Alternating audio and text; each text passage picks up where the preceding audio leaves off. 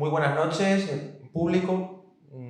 Vamos a empezar esta ponencia que se denomina España antes y después del euro. ¿Qué porvenir nos espera?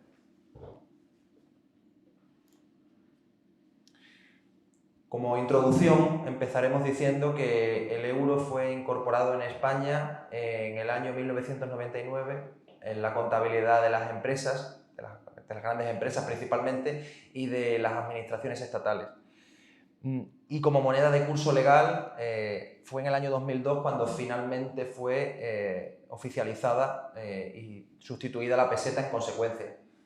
En esta ponencia básicamente lo que buscamos es generar una crítica potente al proceso de integración europea que históricamente ha sido muy idealizado tanto por la sociedad española como por los medios de comunicación, como por todo tipo de actores sociales, partidos políticos, asociaciones, sociedad civil. En general, la sociedad española ha tendido a tener una visión del proceso europeo de integración muy positiva y particularmente tras la época franquista, considerado un periodo de oscuridad y oscurantismo en general, ¿no? Pues debido a ese motivo, ¿no? Pues claro, luego la entrada en la Unión Europea se vio como algo positivo en todos los sentidos, ¿no?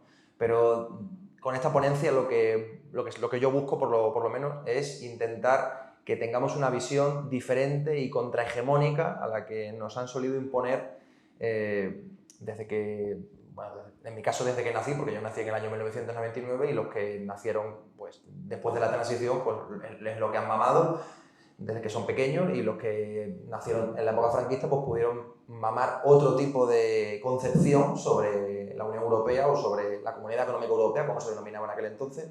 Pero bueno, en general ese es el objetivo de esta ponencia, básicamente realizar una crítica seria, ¿no? y contrahegemónica a la Unión Europea y al euro también. La metodología de esta ponencia es principalmente cualitativa, porque vamos a hablar de procesos históricos y también economía en un sentido ya no meramente práctico, sino principalmente teórico. Y luego también tiene un enfoque cuantitativo, en tanto que he importado he importado muchos datos de diferentes páginas web y organismos oficiales, ¿no? Para poder realizar una serie de gráficos y diagramas para que podamos revisar la evolución de la economía española a lo largo de los años, ¿no? Y para que veamos las consecuencias que ha tenido la adopción del euro y la entrada primero en la Comunidad Económica Europea y luego ya cuando se transformó en la Unión Europea a través del Tratado de Maastricht, pues en la Unión Europea.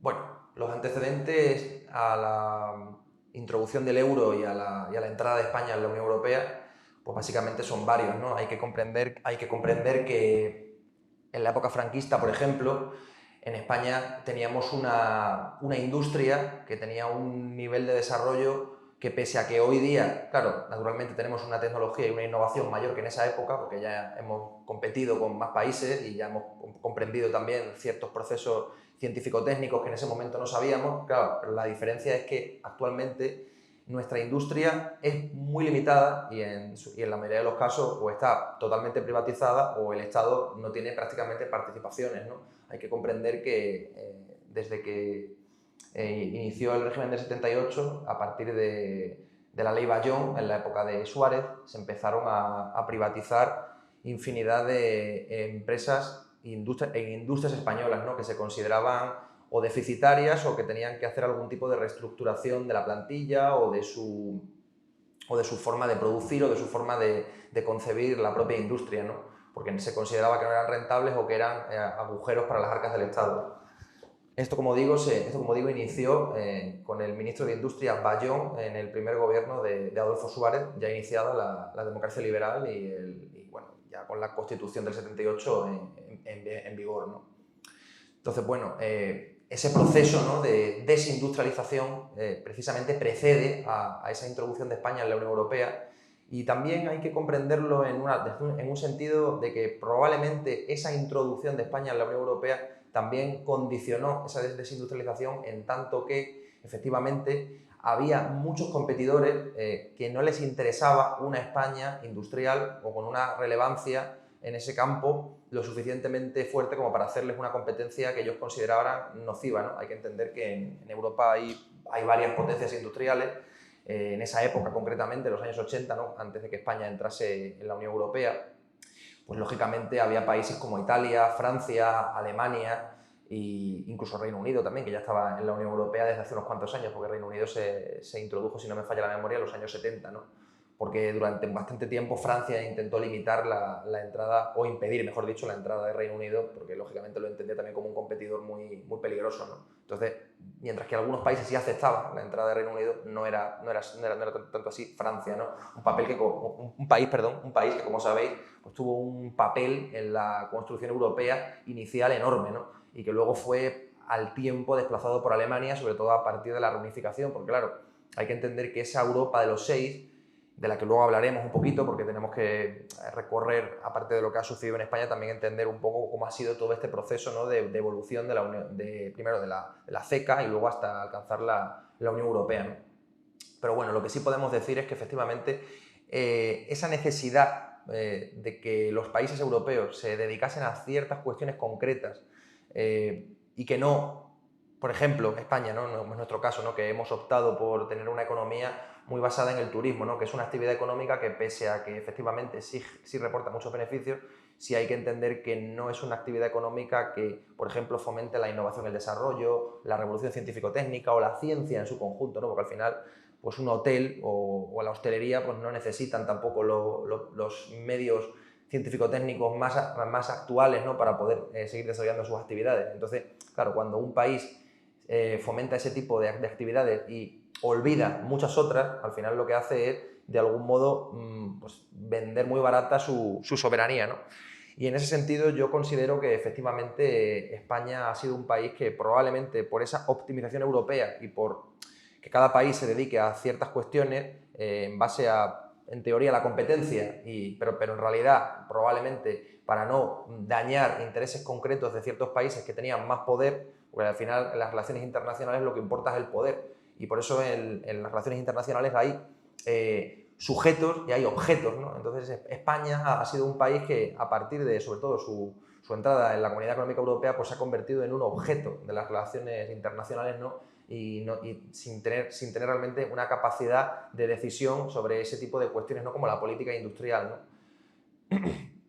Entonces, bueno, sí que es cierto que efectivamente también antes de la entrada de España en la Unión Europea en el año 1986, con el Tratado de Madrid, pues efectivamente lo que se vio fue en la época de Suárez un incremento importante de la inflación, así como también una desaceleración económica bastante importante. De su crecimiento económico promedio en el periodo Suárez, y Calvo Sotelo fue mayormente negativo. Bueno, no llegó a ser súper negativo, pero estaba cerca del menos 1%, ¿no? Entonces, claro, hay que entender también que precisamente por ese inicial desenvolvimiento económico algo deficiente, pues muchas personas también y parte de la élite española entendieran que a lo mejor, si España se introducía en la Unión Europea, o mejor dicho, en la Comunidad Económica Europea en aquel entonces, pues eso podía cambiar, ¿no? Por precisamente obtener la posibilidad de mantener relaciones económicas, comerciales y diplomáticas y políticas con países que en ese momento se consideraban más desarrollados, que se consideraban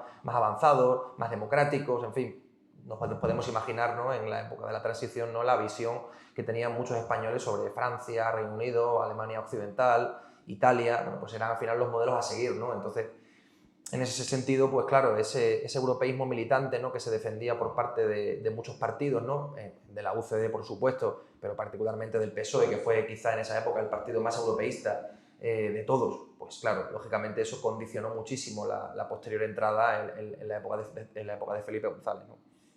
Entonces, bueno, efectivamente, ese europeísmo militante, que como comento, se empezó a fomentar muchísimo en la época de ya cuando empieza a gobernar el PSOE, ya, y posteriormente también al golpe de Estado del 23F, ¿no? Que ya pues, supuso un punto de inflexión también en la democracia liberal española del 78, porque claro, hay que entender que ese golpe de Estado al final lo que implicó fue que esas fuerzas que querían retroceder o intentar que el nuevo régimen no evolucionara los cauces que querían la mayor parte de los países demoliberales de Occidente, claro, ya ahí se sentaron las bases de lo que luego fue el régimen del 78, ahí ya se consolidó el régimen, entonces a partir de aquí ya es cuando se podía precisamente tanto introducir a España en la OTAN como introducirla en la Unión Europea, como precisamente ocurrió, ¿no? España acabó entrando en las dos organizaciones, ¿no? Tanto en la Comunidad Económica Europea como en la OTAN.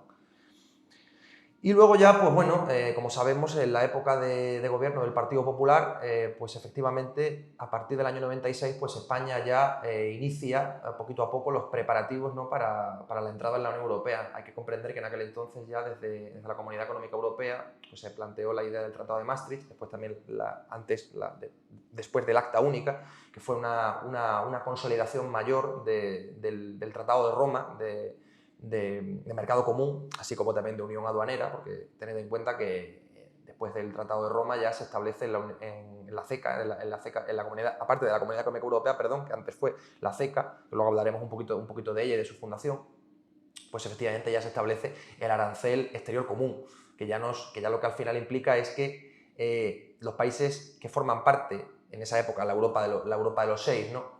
Pues esos países tenían frente a terceros países el mismo arancel para todos los productos, ¿no? Entonces, claro, eso lógicamente, pues, claro, en el caso de nuestro país, por ejemplo, cuando conseguimos el acuerdo preferencial con la Unión Europea, pues nos dotó, precisamente porque teníamos en ese momento soberanía monetaria y más soberanía política, pues nos dotó de una posibilidad de comerciar con unos países que estaban en un bloque, pero del que nosotros no formábamos parte, bastante ventajosa. Se cree por parte de algunos autores, particularmente lo comenta Pedro Montes, ¿no? que es un autor español, y él comenta precisamente que ese acuerdo preferencial al que se llegó entre la España franquista y la Comunidad Económica Europea, pues precisamente favoreció. Este acuerdo se produjo en los años 60, si no me falla la memoria. No recuerdo exactamente el año en concreto, creo que fue el año... No, perdón, disculpen, fue en los 70, fue en la década de los 70. Fue de hecho en el año 74, si no me falla la memoria, cuando se aprobó este acuerdo preferencial.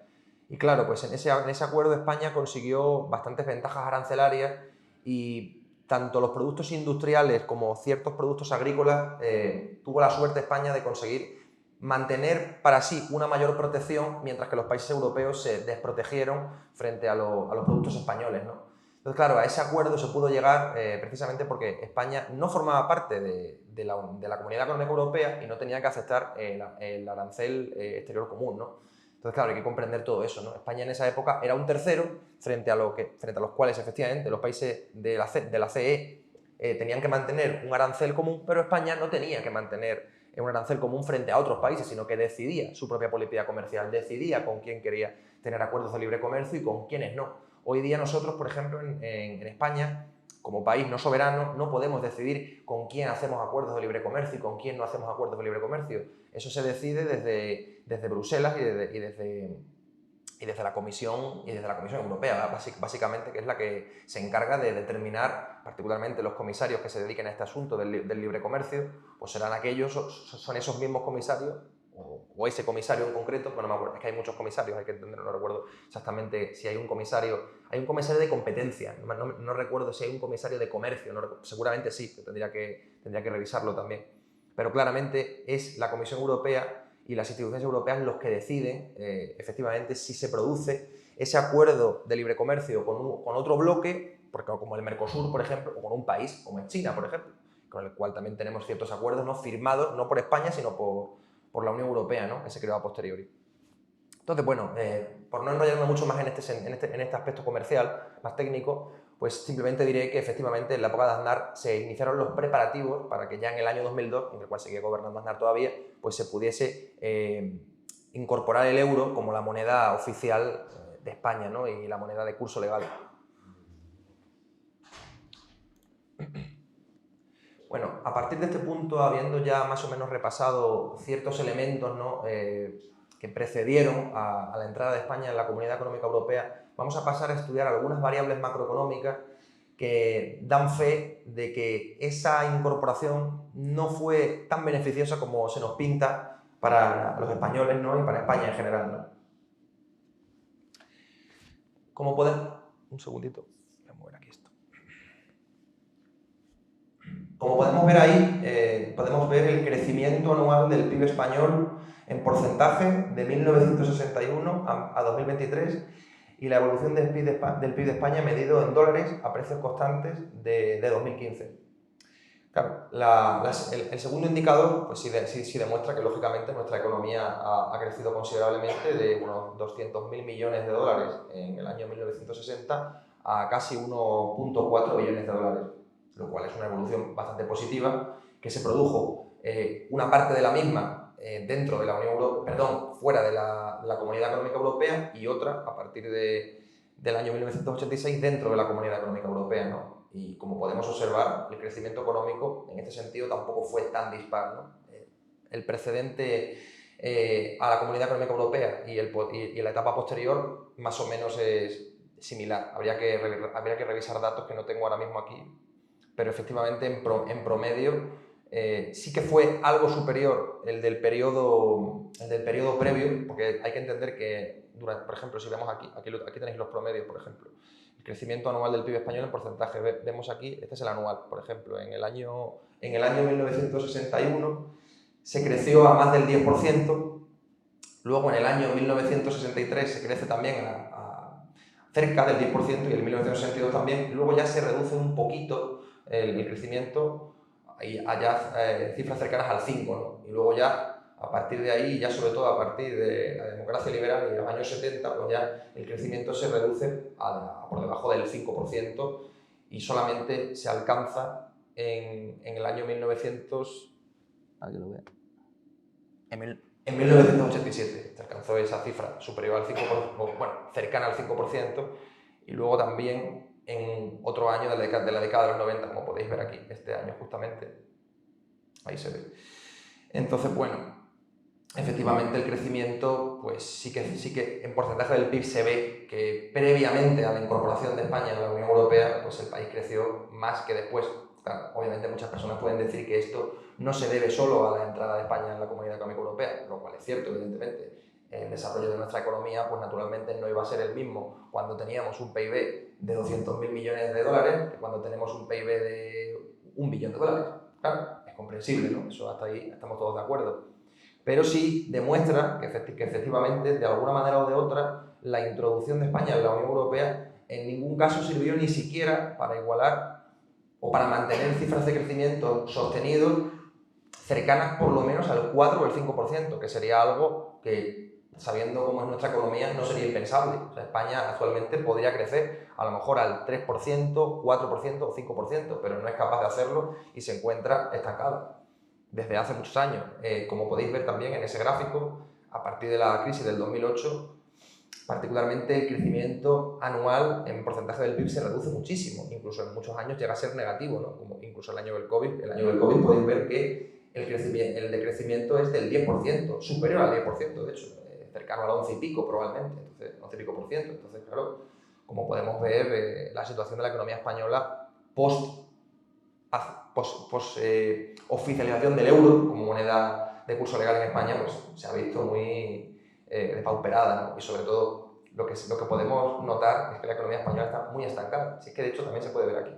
Si os fijáis, este dato del 2007-2008 pues es muy similar al dato de 2022, ¿no? Entonces, el dato de PIB, quiero decir, o sea, ya en evolución del PIB de España medido en dólares, pues, como podéis observarlo, el PIB es muy similar en 2007 que en 2022, ¿no? Siendo en 2007 cercano a 1,2 billones de dólares y luego en el año 2022 cercano a 1,4.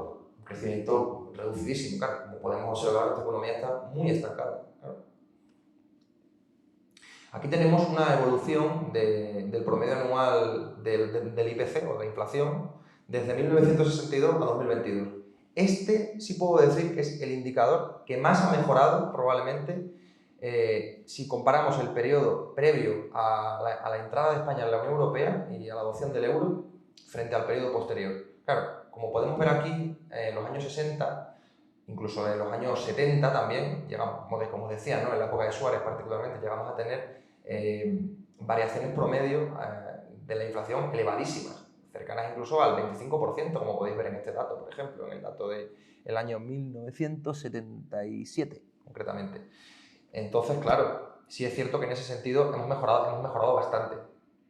Como podemos ver, a partir de los años 90 sí que se redujo la inflación considerablemente, porque hay que comprender que la Unión Europea en ese momento ya empieza a establecer los criterios de convergencia, que básicamente indicaban lo que los países tenían que hacer si es que querían acabar entrando en la eurozona, ¿no?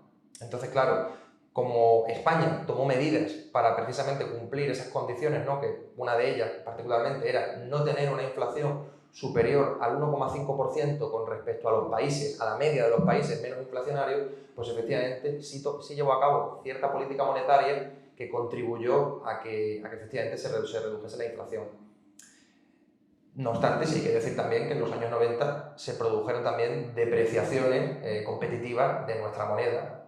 Y de hecho, como veremos a posteriori también, en los siguientes gráficos de balanza comercial, pues conseguimos tener, no llegamos a tener un superávit comercial, pero sí llegamos a acercarnos a él precisamente gracias a esas devaluaciones competitivas. Pero bueno, en resumen, con respecto a este gráfico, como digo, sí que se ve una mejoría del promedio anual de la inflación con respecto al periodo previo tanto la época franquista, la época de Suárez, la época de Felipe González previa a la entrada en la Comunidad Económica Europea y luego en el euro, ¿no?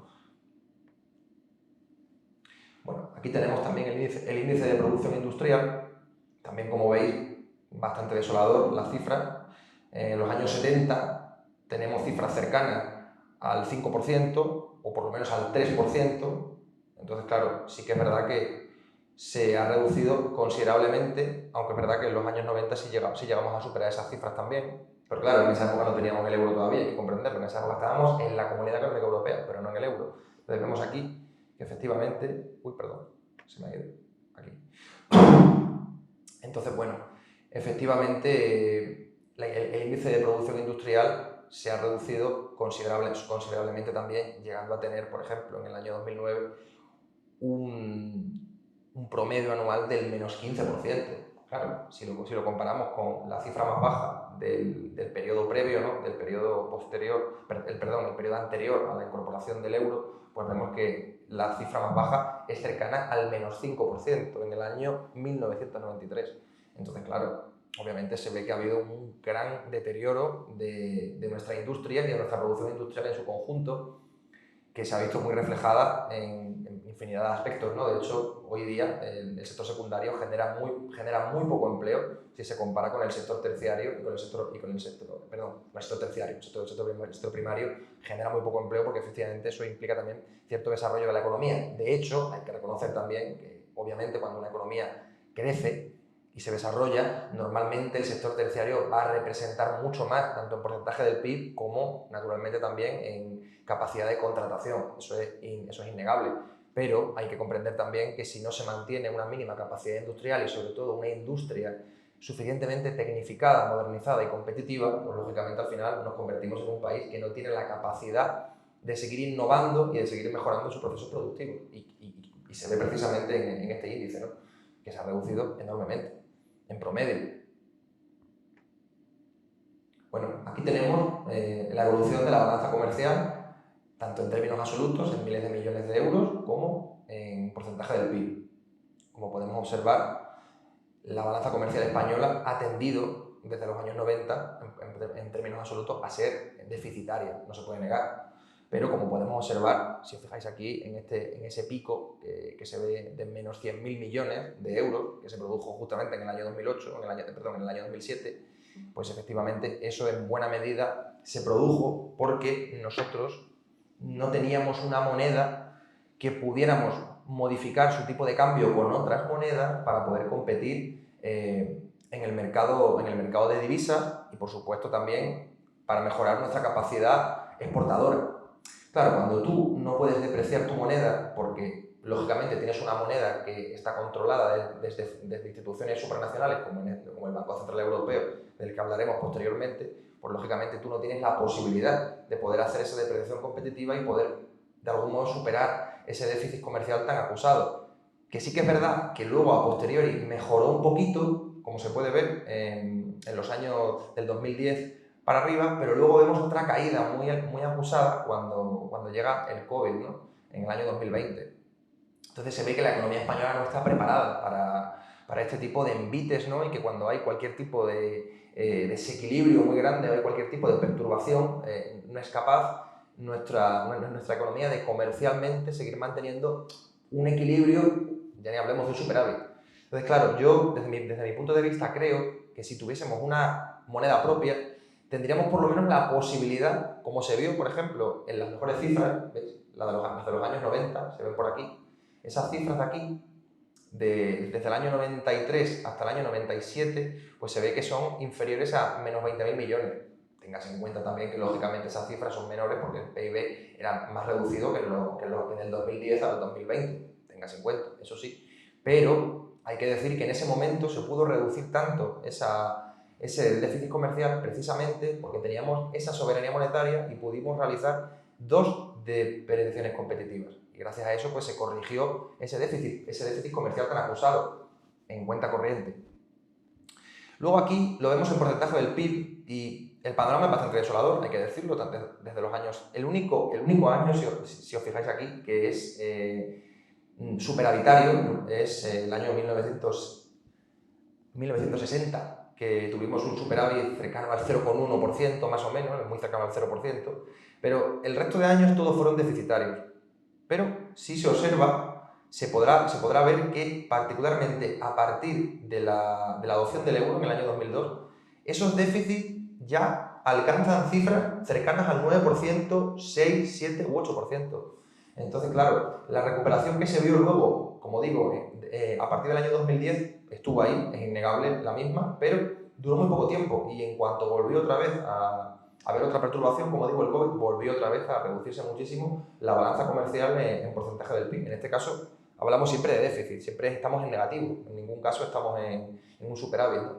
Pero en general, una situación desastrosa. Y lo que demuestra esto es que realmente si tuviésemos una moneda propia, probablemente nuestra política comercial podría mejorar. Yo no digo, lógicamente, que por tener una moneda propia pudiéramos tener un superávit comercial en todo caso, pero por lo menos podríamos alcanzar cierto equilibrio y por lo menos hasta cierto punto superar esos déficits tan acusados y tener a lo mejor un déficit del 0,5%, del 0,1%, del 1% y poner límites. Porque ahora mismo, como podemos observar, los déficits son infinitos y pueden alcanzar cifras enormes.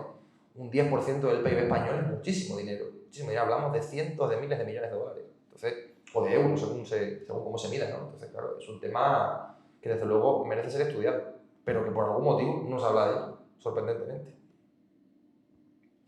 Ahora ya llegamos a los indicadores que claramente demuestran que la entrada en el euro y la entrada en la Comunidad Económica Europea no ha beneficiado particularmente y que incluso ni siquiera se cumplen los propios criterios de convergencia que se han planteado desde Maastricht para que los países puedan formar parte de la eurozona, ¿no?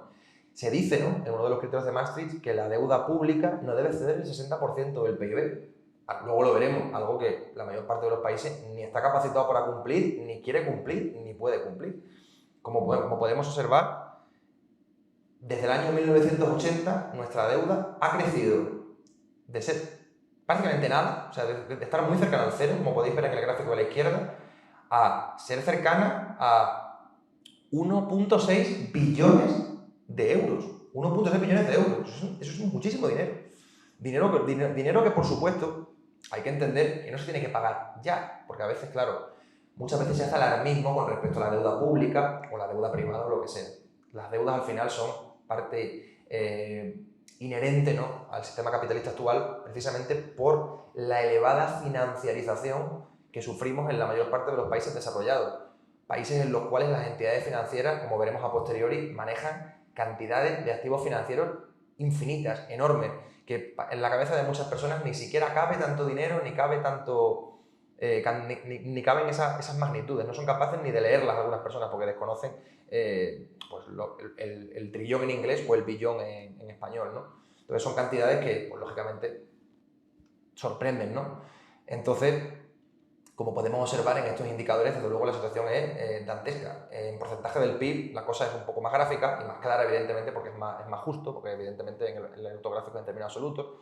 Como podemos observar, sí que es cierto que efectivamente durante los años 90 hubo un decrecimiento importante de la de la deuda pública, como podéis observar, en el año 94 se acercaba al 70% y luego ya en el año 2006 o 2007 era bastante reducida y estaba por debajo del 50%, lo cual sí cumple los criterios de convergencia.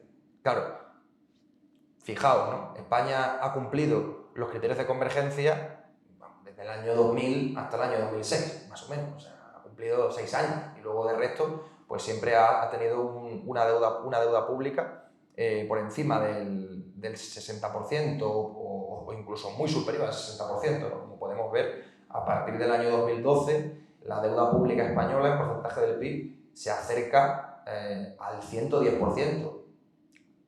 Y a partir de 2020, con el COVID, lo supera y llegamos incluso al 120%. Es una cosa, vamos, es sorprendente. Hay que decir también, que esto a veces la gente lo olvida, que países como Japón tienen una deuda pública gigantesca. Claro, no es lo mismo la deuda pública que la deuda externa. Es mucho más peligrosa la deuda externa, porque la deuda externa la debes a entidades financieras o a países o a empresas o lo que sea extranjeras que compren los activos financieros que tú emites. En ese sentido, ¿no? Como deuda, en este caso, para ti, y luego un activo para la persona para la entidad que lo adquiera, ¿no?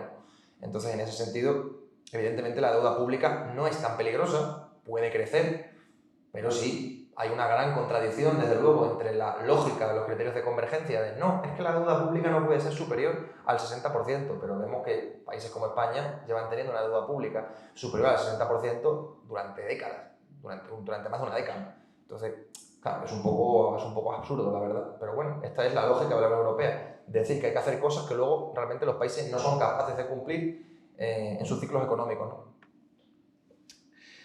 Y ahora vamos a otra de las condiciones de convergencia, que es el déficit público. Se decía, como decía antes, estas fueron varias, y esta es la segunda. Se decía que el déficit público no debía superar el 3%, pero como podemos observar, en España sí que ha habido tiempo en el que ha estado un poquito por debajo del 3%, efectivamente ha habido varios años, por ejemplo, 2 años en la década de los 80, unos cuantos años también a finales de los 90, cuando empezó a gobernar el Partido Popular, durante un periodo también en los años 2000. Entonces, efectivamente sí que hubo un periodo en el que se cumplió ese déficit público en porcentaje del PIB, pero como podéis observar, a partir sobre todo de la crisis del 2008 o del 2007, según se mire, pues ese déficit se incrementó muchísimo, llegando a superar en el año 2009, por ejemplo, con creces la cifra del 11% y en el año 2012 también. O sea, una cosa, son cifras dantescas. Desde luego, hasta cierto punto comprensible por una crisis. La cuestión también que habría que preguntarse es por qué la Unión Europea decidió establecer un déficit público tan bajo, del 3%, y por qué no del 5 o del 6%. Las cosas de la Unión Europea que nadie puede entender realmente, que son casi inexplicables, ¿no? Porque al final este tipo de indicadores, ¿no? Se deciden en petit comité y muy pocas personas consideradas expertos, técnicos, economistas, ¿no? Que son de gran renombre, ¿no? Pues son los que deciden este tipo de cuestiones, ¿no? Como ese déficit público del 3%, ¿no? Ya digo, mucha lógica no tiene y en nuestro país se ha cumplido en muy pocos años. Sobre todo, en concreto, en los años 2000, un poquito antes de la crisis y algunos años en los años 90, sobre todo los últimos años de los años 90, desde el 96 hasta el 2007, hasta el 2006, perdón. De hecho, en el año 2006 y en el año 2005 y el año 2004 tuvimos un superávit, pero rápidamente, en cuanto hubo una perturbación, adiós, ya se acaba el superávit. Ahí se ve que efectivamente el euro no era útil y no propició que de ninguna manera España estuviese capacitada para poder cumplir estas condiciones. Aquí tenemos la deuda de los sectores no financieros españoles, tanto en millones de euros como en porcentaje del PIB. Tampoco me voy a extender mucho aquí porque supongo que muchos también la conocéis, ¿no? Este tipo de gráficos, ¿no? Tenemos los hogares, el Estado y las sociedades no financieras.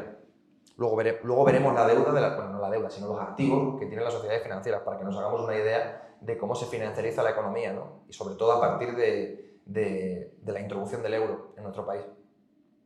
Como podemos observar, la deuda de los sectores no financieros, en porcentaje del PIB, ha crecido muchísimo, desde el año 94 hasta el año 2022.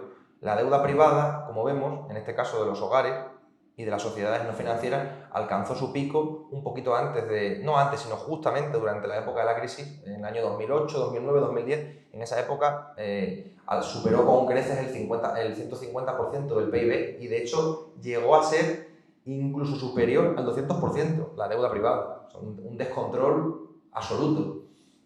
Las autoridades europeas este tipo de cosas, como vemos, las critican y tal, pero luego nunca solucionan nada. Y las autoridades nacionales tampoco. La sociedad se endeuda y ahí estuvieron endeudándose. Luego esa deuda se redujo considerablemente, la de los hogares y de las sociedades no financieras, pero luego la gris, que es la pública, se empezó a incrementar considerablemente, llegando a su cifra más alta en los últimos años del COVID, ¿no? Como vemos, también indicadores muy poco halagüeños de la situación de nuestro país y que desde luego nos deberían hacer recapacitar sobre si estamos en lo correcto defendiendo el mantenimiento del euro como moneda oficial en España. Aquí tenemos otro gráfico que nos muestra los activos financieros totales de las instituciones financieras en miles de millones de euros. Vemos fondos de pensiones, instituciones financieras no monetarias, fondos de inversión no monetarios, instituciones financieras monetarias, otras instituciones financieras no monetarias, empresas de seguros, entidades de crédito, en fin, una serie de entidades que no son entidades como sería una sociedad limitada o una sociedad anónima, normal y corriente, ¿no? Que no tiene la capacidad de, por ejemplo, conceder préstamos o hacer políticas digo yo, sí, fomentar a lo mejor alguna tendencia a que alguna empresa o algún particular pudiera conseguir un seguro, etc. O sea, al final aquí hablamos de entidades que o son bancos, o son entidades financieras de algún tipo, o son aseguradoras, o tienen alguna posibilidad de transformar activos financieros de personas que tienen capacidad de financiación y personas que tienen necesidad de financiación para que unos puedan financiar a otros y que ese banco no tenga que asumir demasiados riesgos, porque a la hora de la verdad los bancos lo que hacen es guardar el dinero de la gente para luego crear dinero extra, de manera que pueden financiar infinidad de operaciones que sin ese dinero creado a través del coeficiente de caja no podrían financiar. Entonces, como podemos observar, el parrafito que pongo aquí, que me parece interesantísimo, en 1994 los activos totales de las instituciones financieras alcanzaban la cifra de 1,79 millones de euros. En 2024 esa cifra se incrementó en 7,99 millones de euros, alcanzando así el gigantesco montante de 9,67 billones de euros. O sea, para que os hagáis una idea, las entidades financieras españolas tienen en 8 veces el PIB de España, aproximadamente, 8 con algo. Es una cosa impresionante, porque el PIB de España es 1,5 billones de dólares, 1,4, 1,5 más o menos, según como lo midamos en euros o en dólares. O sea, las entidades financieras tienen muchas veces multiplicado ese PIB de España en activos, ¿no? En activos financieros.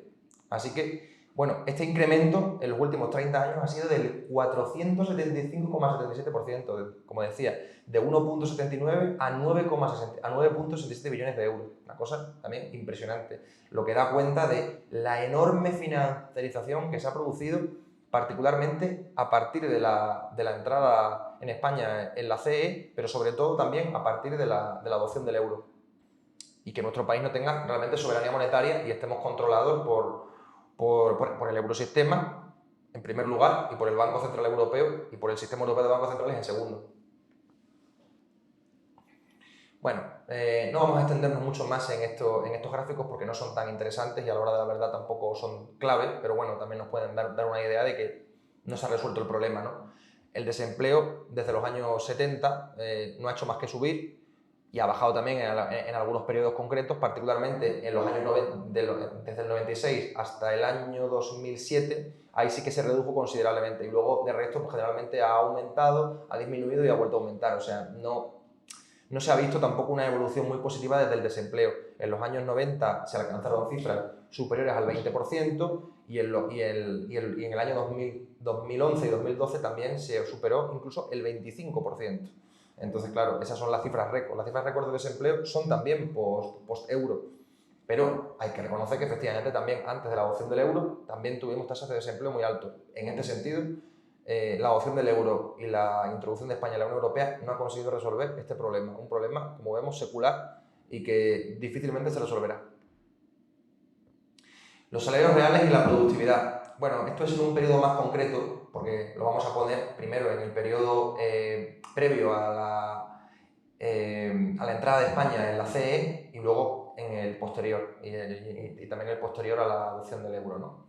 Como vemos aquí, en general, el crecimiento de la productividad de los salarios en este periodo no fue muy reducido, fue aceptable, generalmente superior al 1 y pico % por lo menos, pero sí que se vio que a partir de los años 80 y del año 86 en particular ya tanto, sobre todo los salarios que se redujeron muchísimo en su crecimiento interanual, ¿no? Sí que es verdad que ahí la productividad, por ejemplo, crecía más que los salarios anualmente.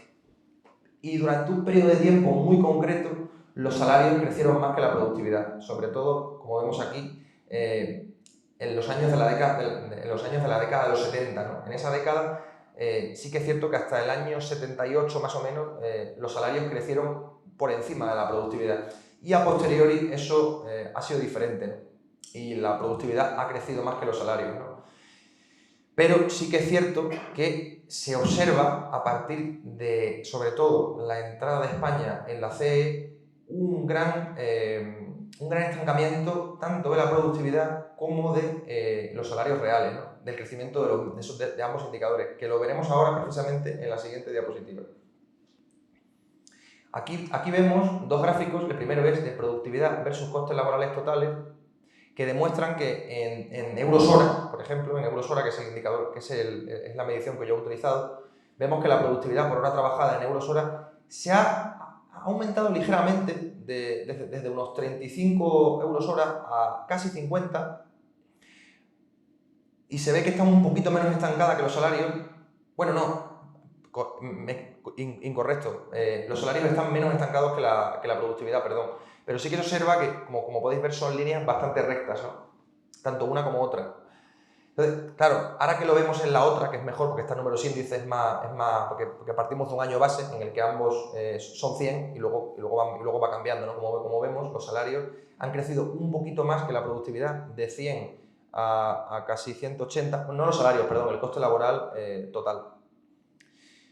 Que lógicamente no solo son salarios, también son cotizaciones a la seguridad social y otro tipo de aportaciones, tanto de trabajadores como de empresas, ¿no?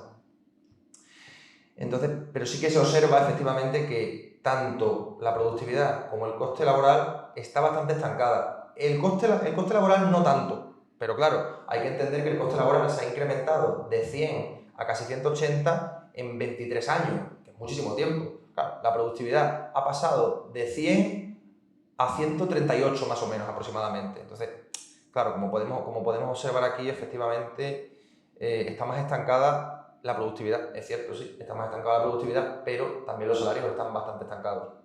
Entonces, estos indicadores tampoco son muy positivos y además, precisamente, son desde el año 2000 hasta la actualidad, más o menos la época de la introducción del euro en España, ¿no? Como moneda de curso legal. Aquí tenemos otro gráfico que muestra las variaciones anuales en porcentaje de la productividad por hora trabajada, el coste laboral unitario y la remuneración de los asalariados. Tampoco voy a detenerme muchísimo. Como vemos aquí, la productividad también se ve que es la variable más estancada, es muy cercana al cero, superior solamente en unos años concretos, 2008, 2009, 2010, 2011, 2012, hasta 2015 más o menos la productividad se mantuvo un poquito positiva, pero vamos, por debajo del 2% o cercano al 2%, o sea, muy poquita cosa también.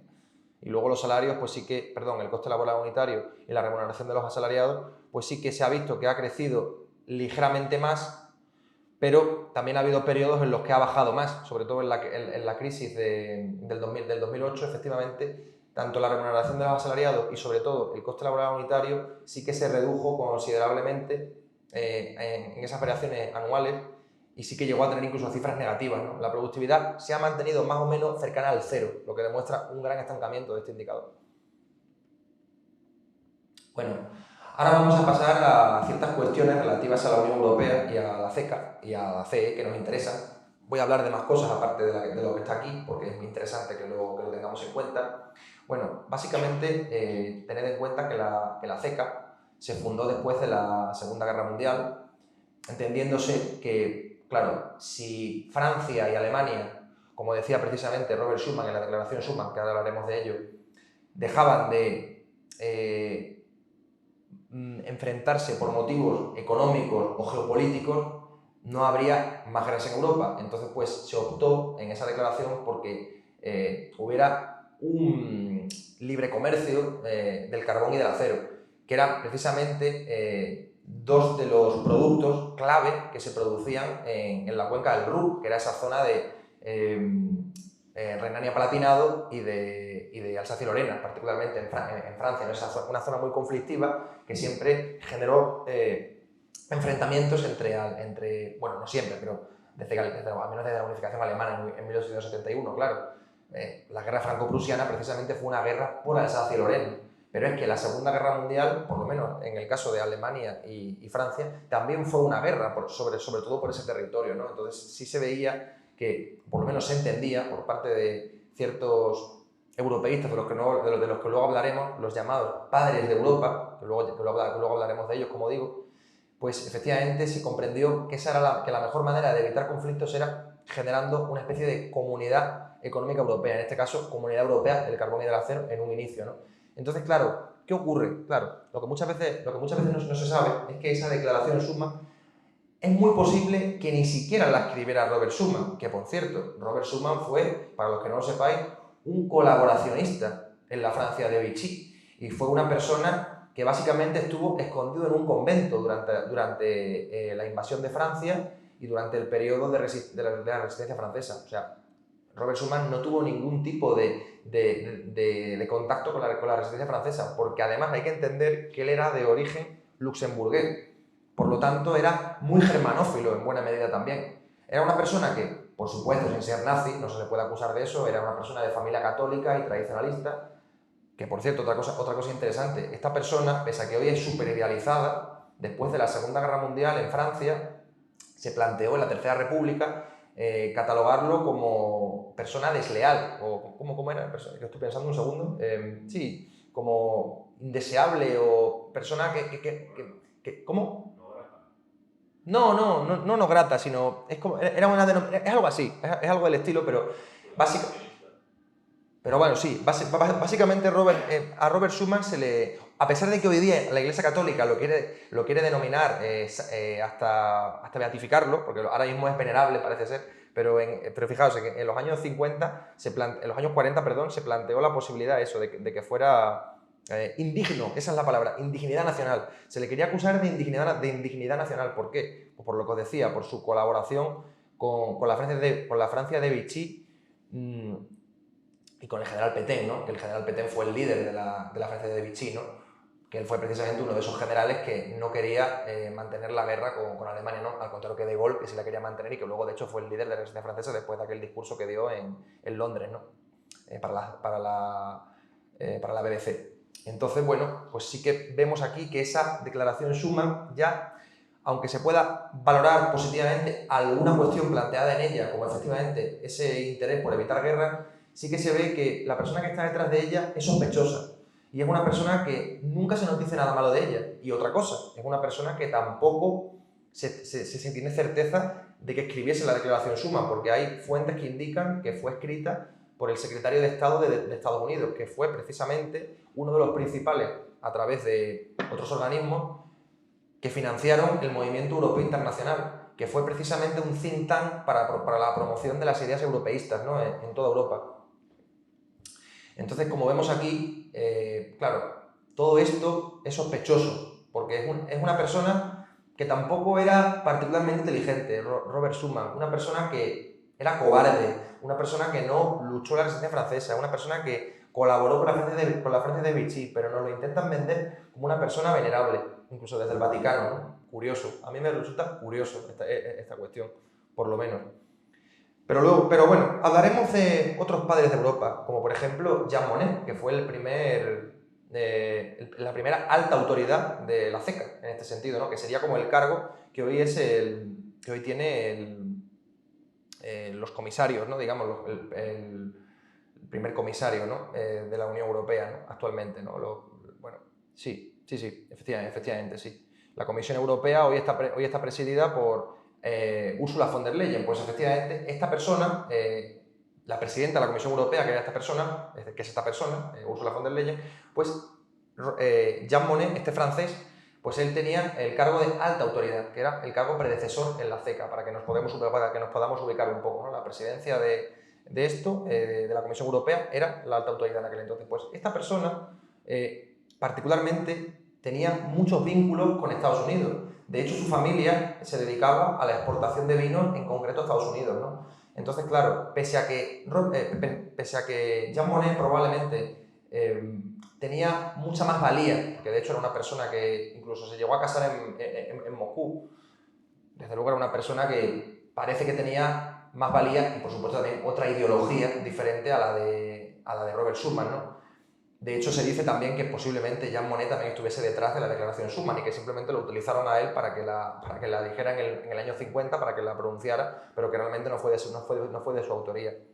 Pero bueno, sí que, como vemos también, Jean Monnet es una persona muy ligado a los intereses estadounidenses, ¿no? Una persona que, pese a no ser un agente americano pagado, era una persona que quería defender resueltamente los intereses norteamericanos, precisamente porque tenía intereses comerciales en Estados Unidos. Y porque además también efectivamente era una persona que defendía ese modelo de vida y ese tipo de régimen, ¿no? La democracia liberal que se defendía en Estados Unidos, él lo defendía, ¿no? Más padres de la CECA y de Europa, ¿no? Alcide de Gasperi, famosísimo, un presidente italiano, conservador en este caso, ¿no? Democristiano, que también estuvo detrás de todo este proceso, ¿no? de iniciación de la CECA, Konrad Adenauer, presidente de la Alemania Federal, posterior a la Segunda Guerra Mundial, católico también. Curiosamente, la mayor parte de los padres de Europa fueron católicos, algo que no suele decirse, pero sí, la verdad que todos eran católicos. Paul Henri Spaak, un belga, que tuvo un papel también importantísimo en el desarrollo de los acuerdos que se establecieron en el Tratado de Roma de 1958, que dio paso a la Comunidad Económica Europea. Tengas en cuenta que naturalmente Francia, particularmente en ese periodo, porque estaba gobernado por el gaullismo, por Charles de Gaulle, eso fue la Quinta República. Por cierto, antes dije Tercera República Francesa, era Cuarta República, la de la Segunda Guerra Mundial, que es que me equivoqué, la posterior a la Segunda Guerra Mundial. La Tercera República es la previa a la Segunda Guerra Mundial y la que se mantuvo durante la Segunda Guerra Mundial, aunque con altibajos, porque lógicamente hubo un régimen colaboracionista y luego estuvo la Francia Libre también, que gobernó en las colonias, básicamente.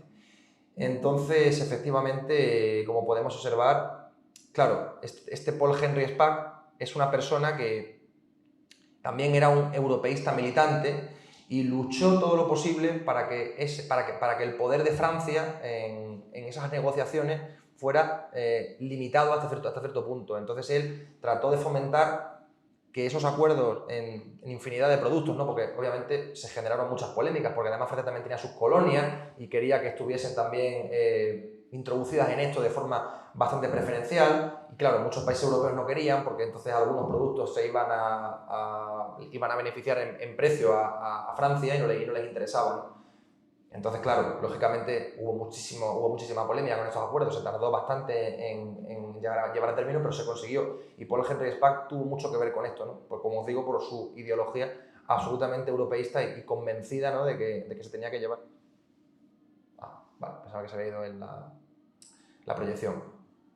Entonces, bueno, básicamente eso, ¿no? Que este tipo de personas, pues, básicamente aceptaron todo esto de buen grado y lo promovieron en la medida de sus posibilidades, ¿no? Así que bueno, eso también es importante tenerlos en cuenta, porque los padres de Europa fueron figuras clave en la construcción europea. Y por cierto, una cosa que a veces se olvida, los padres de Europa eran todos de una ideología, la democristiana, para que luego se diga que la Unión Europea es democrática. Bueno, la Unión Europea siempre ha estado controlada por la democracia cristiana, siempre. Y en segundo lugar, por los socialistas, entre comillas, ¿no? Los socioliberales o los socialdemócratas.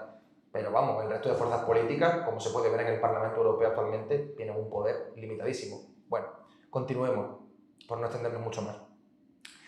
En el Acta Única Europea, que es un tema que también hay que comentarlo, básicamente, lo que, como os decía antes, se profundizó el asunto del libre comercio y del mercado común, y ya también incluso se llegó a plantear la necesidad de la libre circulación de personas, un tema que efectivamente en el año 58 no se planteaba. En el año 58 sobre todo se planteó la necesidad de la libre circulación de mercancías principalmente, pero a partir del Acta Única también se plantea la necesidad de sobre todo circulación de servicios, libre circulación de servicios, pero también de personas.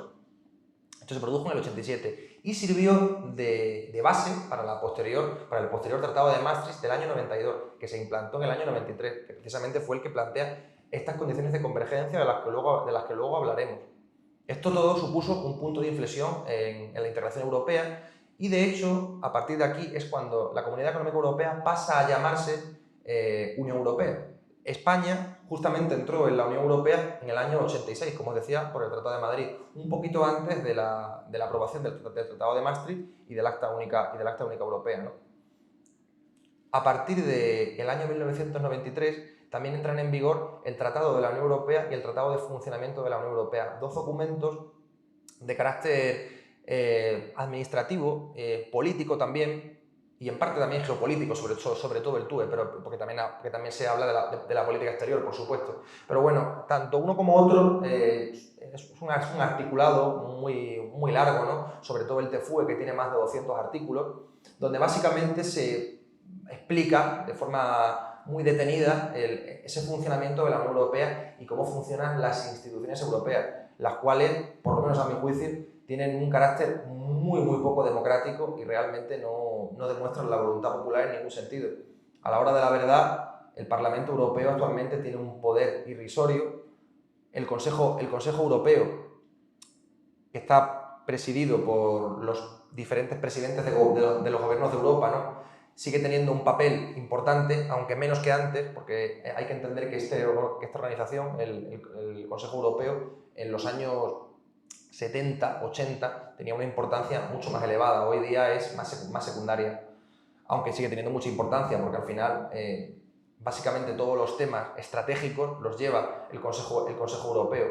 Luego tenemos el famoso Consejo de Ministros, que también se denomina Consejo Europeo, de alguna manera o de otra. O sea, es que hay dos consejos europeos, el Consejo Europeo, que también se llama Consejo de Ministros, y el Consejo Europeo, que está formado por los presidentes, ¿no? El Consejo Europeo, también llamado Consejo de Ministros, está formado por primeros ministros o ministros en general de las diferentes ramas que puedan tener los países, ¿no? Ministros de Economía, ministros de Justicia, en fin, ministros de Exteriores, de Interior, en fin, hay muchos ministros que se juntan en el Consejo Europeo de Ministros, también denominado, precisamente para poder elaborar y para contribuir a los procesos legislativos en Europa. Claro, en Europa es la Comisión Europea la entidad que se encarga de tener la capacidad de plantear las leyes, pero la elaboración de las mismas, es decir, el poder legislativo, no el ejecutivo en este caso, el poder ejecutivo lo tiene de alguna manera o de otra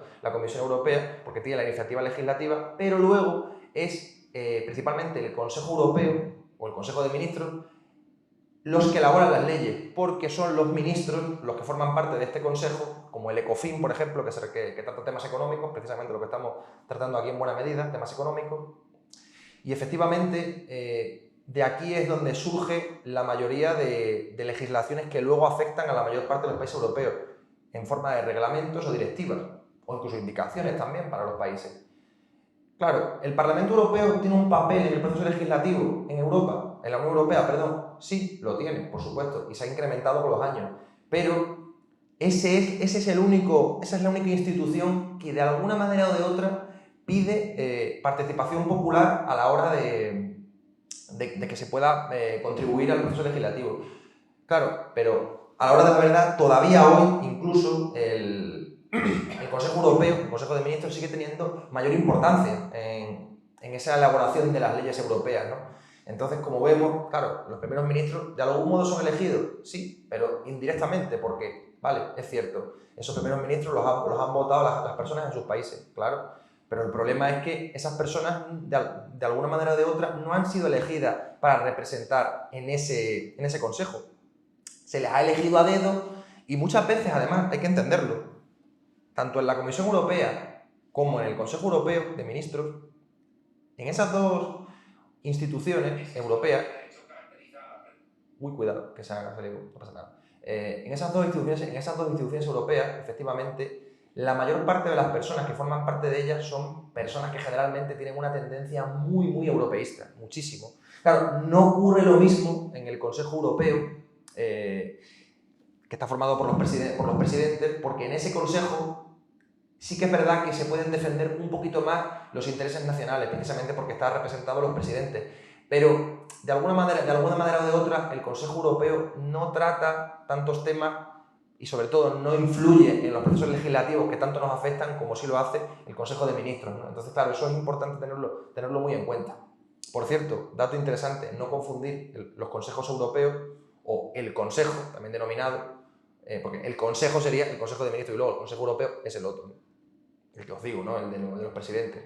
No confundir con el Consejo de Europa. Claro, el Consejo de Europa, incluso en su tiempo, llegó a formar Rusia parte de él. Como os imagináis, después de la guerra de Ucrania, pues ya dejó de formar parte de él. Pero bueno, el Consejo de Europa básicamente trataba temas de derechos humanos, principalmente.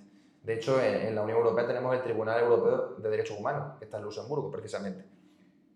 Entonces, bueno, como podemos observar, esas instituciones europeas, que se habla mucho de ellas, ¿no? Realmente no tienen gran potestad democrática y al final son instituciones de carácter principalmente técnico, formadas por personas que tienen conocimientos de las materias que por supuesto tratan, naturalmente no son las personas más inútiles de sus países, sería algo muy absurdo, pero efectivamente no reciben ningún tipo de control por parte de los estados, muy poco, y por parte de las masas de esos estados, vamos, absolutamente ninguno.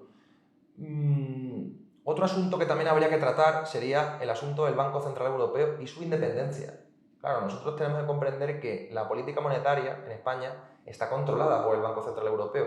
Es el Banco Central Europeo el que se preocupa precisamente que los países europeos mantengan esa competencia a la baja, ¿no? Porque como los países europeos no pueden depreciar sus monedas, pues al final lo que ocurre es que tiran de mantener los salarios estancados, como hemos visto antes, ¿no? En nuestros países, en los gráficos, ¿verdad? Entonces, claro, a la hora de la verdad lo que ocurre es que el Banco Central Europeo lo que le interesa para mantener esa potencia del euro a nivel internacional y en las transacciones internacionales es que de algún modo los países europeos sigan siendo algo competitivos. ¿Y cómo lo hace?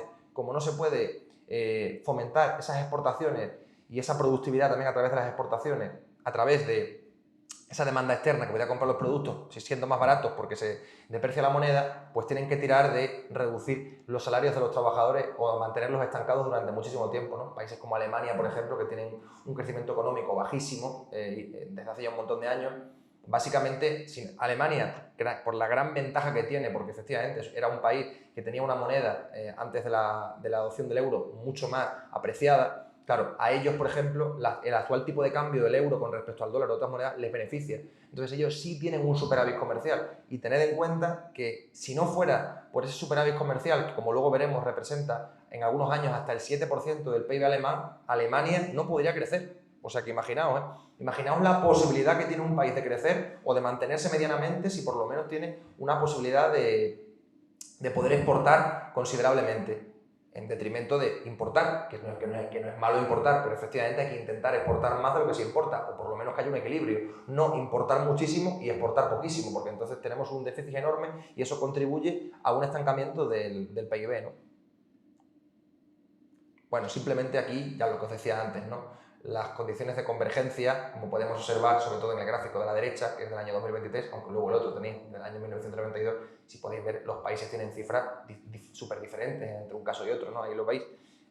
Las cifras verdes, en el segundo, son cifras que son más o menos más acorde con los criterios de convergencia, ¿no? Lo que os he comentado antes, ¿no? La deuda pública por porcentaje del PIB, el déficit público, la tasa de inflación y el tipo de interés. El tipo de interés y la tasa de inflación se miden en base a los países que son menos inflacionarios. Entonces, cuando algunos países tienen tipos de interés o tienen tasas de inflación por encima del 1,5% de estos países, ya se dice que incumplen estos indicadores. La deuda pública, por ejemplo, interesantísimo. Fijaos la deuda pública de Grecia, 161,90%, muy por encima del 60%. Pero vamos, es que la mayor parte de los países la incumplen, la inmensa mayoría. Y los que lo cumplen son curiosamente los países del este, ¿no? Curiosamente, que son los que están menos endeudados actualmente. Luego, el déficit público también lo incumple la inmensa mayoría. Algunos países están cerca, como por ejemplo Italia, pero que supera un poquito, pero países como por ejemplo, quería decir Chipre, que me he equivocado. Italia tiene un menos 7,40%, tiene un déficit altísimo. Chipre es el que está cerca del 3,10, que me he confundido. Luego tenemos también a Hungría, con un menos 6,70 de déficit público, también superando con creces el 3%. Tenemos también el caso de, por ejemplo, Chequia, que tiene un menos 3,70. En fin, como vemos, la mayor parte de los países están por debajo. Rumanía, con un menos 6,60. En fin, las cosas son muy alejadas de eso que plantea la Unión Europea como los datos macroeconómicos propicios, ¿no? Lo que deberían hacer los países. Los países no están capacitados para hacer eso y desde luego, si no tienen soberanía monetaria, con menos posibilidad. Aunque hay que decirlo, Hungría, por ejemplo, que es un país que tiene soberanía monetaria, aunque lógicamente está inmerso en el sistema europeo de bancos centrales, incumple todos los indicadores. Pero los incumple seguramente por necesidad, porque es un país que, como todavía no está tan desarrollado, obviamente va a tener muchas dificultades. Si los países desarrollados no son capaces de cumplir estos objetivos, imaginaos un país como Hungría, que pese a que ha crecido bastante en los últimos años, todavía es un país que sufre una brecha grande con respecto a ciertos países europeos, sobre todo los países de Europa Central, ¿no? Alemania, los países de Benelux, en fin. Y luego también tiene una tasa de inflación altísima, el 17%, y un tipo de interés promedio del 7,51%. También bastante por encima de los países que tienen los tipos de intereses más bajos, ¿no? Y luego en el año 92 la situación es muy similar. Pero sorprendentemente, y esto también hay que entenderlo porque ahora mismo hay muchos más países en la Unión Europea, ¿no? Se observa, que eso lo hice yo en su momento, pasa que los datos no están aquí, pero os lo digo yo. La convergencia en el año 1992 era mayor a la convergencia en el año 2023, imaginaos, ¿eh? Y ahora tenemos el euro, y en esa época no lo teníamos. Pues en esa época que no se compartía moneda, la convergencia era mayor que ahora. Es impresionante. ¿Pero por qué? Porque se van añadiendo y se van introduciendo cada vez más y más países a la Unión Europea, los cuales simplemente lo que hacen es fomentar que la Unión Europea siga siendo una zona monetaria no óptima. Ya la Unión Europea en el año 92 no era una zona monetaria óptima. ¿Por qué? Porque tiene países que tienen ciclos económicos diferentes, indicadores macroeconómicos diferentes, rentas per cápita diferentes, capacidades exportadoras y comerciales o necesidades importadoras diferentes también, diferentes desarrollos de la industria, diferentes desarrollos del sector terciario, en fin, socios posibles distintos, porque lógicamente habrá países que les pueda beneficiar un trato con Rusia mayor y habrá otros que no les beneficie tanto. Claro, porque efectivamente un país como Alemania sí le beneficia tener mayores relaciones con Rusia, pero a lo mejor un país como España, que está más lejos, no le beneficia tanto. A España le interesa mejorar las relaciones a lo mejor con Argelia para poder conseguir un gas más barato, por poner un ejemplo, ¿no? Entonces, bueno, para que nos hagamos una idea. Pero bueno, para que veáis que la convergencia al final es un imposible y cuando hay tantas economías tan dispares que intentan converger, a la hora de la verdad no convergen nada y lo que están haciendo es incluso separarse. Es impresionante, es impresionante. Pasan los años y la convergencia no es posible. Sigue siendo sin ser posible. Bueno, aquí tenemos otro dato muy interesante que demuestra precisamente también cómo el estancamiento de nuestro país ha generado que incluso un país como Chequia nos supere en renta per cápita, nos superó en el año 2017, sorprendente. Por supuesto, eso lo que demuestra también es que efectivamente, por cierto, estos tres países, Hungría, Polonia y Chequia, todos estos países tienen su propia moneda, tienen soberanía monetaria, es cierto, su política monetaria está controlada por el Banco Central Europeo, innegable, lo está, porque son parte del sistema europeo de bancos centrales, pero nosotros somos parte del eurosistema, o sea, somos parte de la eurozona y del Eurogrupo en la Comisión Europea, perdón, en el Consejo Europeo, disculpen. El Eurogrupo básicamente son los países que están en el euro y que pues tienen su propio Consejo Europeo particular de los países de la eurozona, básicamente para tomar medidas que son necesarias para estos países que comparten moneda, ¿no? Pero como veis, fijaos, la renta per cápita de todos estos países y la de España se ha igualado muchísimo, muchísimo. Cuando, si os fijáis, en el año 1990, solamente Chequia era más o menos parecida. Pero, sobre todo, Hungría y Polonia tenían una gran brecha de diferencia, pero luego eso ha ido cambiando. Y, por lo menos a mi juicio, esto se debe a que, efectivamente, nosotros no hemos tenido la inteligencia de mantener una moneda propia, mientras que estos países sí han tenido la inteligencia de hacerlo. Aquí tenemos el saldo por cuenta corriente en dólares actuales, en precios actuales de España y otros países europeos. Aquí he agregado Alemania, para que veáis que Alemania es el país que tiene ese gran superávit comercial, mientras que los otros o tienen grandes déficits, como nuestro país, sobre todo en la época de la crisis, y los otros países que más o menos se han mantenido cercanos al equilibrio, la mayoría de ellos. ¿Por qué? Porque tienen su propia moneda, en buena medida, aunque sí es cierto que España en cierto punto les ha superado. Como os dije, nuestra balanza comercial a partir del año 2010 ha mejorado considerablemente y de hecho es una realidad impepinable. Y ojalá en el futuro, si volvemos a tener una moneda propia, podamos tener una balanza comercial positiva. Eso sería estupendo. Posible es, desde luego, difícil también, porque también hemos pasado por etapas con moneda propia con grandes déficits. Pero es un trabajo que, desde luego, habría que plantearse y que por algún motivo nunca se habla de ese tema. La balanza comercial es un tema que no existe para los medios de comunicación, no existe, curiosamente. Aquí lo tenemos en porcentaje del PIB, para que veáis que os decía la verdad. Ese superávit comercial alemán representa mucho de su PIB. Durante varios años, como veis, desde el año 2004, supera incluso el 5%, o está cerca del 5%, es mucho, muchísimo. Y luego los otros países, pues como veis, tienen déficits importantes, muy importantes. Particularmente Hungría ha mantenido déficits, sobre todo en los años 90, elevadísimos. España, en la época de la crisis, elevadísimos también. Y luego, como podemos observar, sí que es verdad que España ha conseguido un saldo en cuenta corriente ligeramente positivo a partir del año 2010, como digo, y se ha mantenido hasta nuestros días, ¿no? Pero, claro, en los otros datos que os di era distinto porque estos son del Banco Mundial y los otros eran de datos macro. Entonces, por eso siempre es bueno que tengamos diferentes fuentes para que veamos que las cosas son distintas según los datos, según quién de los datos, ¿no? Entonces, aquí sí vemos, por ejemplo, que España ha tenido un pequeño superávit cercano al 1%, pero claro, esto es porcentaje del PIB, el saldo en cuenta corriente. Tened en cuenta, por supuesto, que el saldo en cuenta corriente no es toda la balanza comercial, esto solamente son operaciones corrientes. Esto no incluye operaciones de capital, inversiones extranjeras, inversiones en cartera, porque que luego lo veremos también, porque esto hay que ver la evolución también y sobre todo la cuenta financiera, que la veremos ahora. Luego, en la de capital, como observamos, Alemania está en negativo, pero es que en este caso, si estás en negativo, quiere decir que tú tienes capacidad de financiación para financiar a los otros países con capital. Entonces, vemos que Alemania exporta capitales a los otros países, no solamente a estos, sino también a otros. Y los otros países, como vemos, son importadores netos de capital, como podéis observar. Hungría, Polonia, Chequia, España, todos son importadores netos de capital. Aquí también se observa, pasa que esto es en porcentaje del PIB, lo otro era en miles de millones de dólares.